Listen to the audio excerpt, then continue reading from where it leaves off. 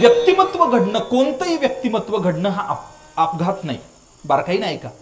एखाद्याला जर खूप हुशारकी वाटत असेल की पठ्ठ्यानं केलं, कोणत्याही प्रांतामध्ये, ज्ञानाच्या प्रांतात, कलेच्या प्रांतामध्ये, राजकारणापासून तर पानाची टपरी चालवेपर्यंत कुठेही कुठेही एखादा जर म्हणत असेल ना मी केलं, तर समजावं हा मूर्ख आहे.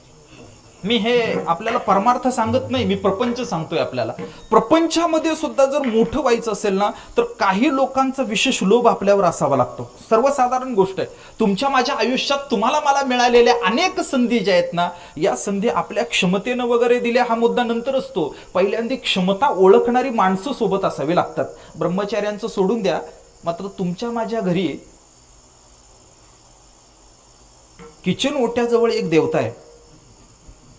मला खरं सांगा, आपल्या नशिबी जे कुणी आलंय,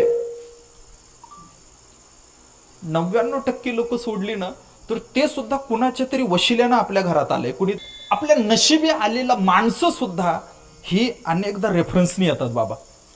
व्यक्तिमत्व घडतं ना, ते असं खूप ठरवून कमी लोकांचं घडत असतं. आपण परमार्थामध्ये आलो, आपण शिकलो, आपण शहाणे झालो ना, हे होत असताना सुद्धा शहाण्या माणसांनी आपल्याला हाताला धरलं, मग आपण झालेलो आहे. तुम्ही गातात, वाजवतात, मी कीर्तन करतो, आपण ऐकतो, आपण जे काही करतोय ते करत असताना आपण कृतज्ञ राहिलं पाहिजे. ते कृतज्ञ कुणाविषयी राहिलं पाहिजे माहितीये? पहिल्यांदा हात देणारा माणूस आहे त्याविषयी राहिलं पाहिजे.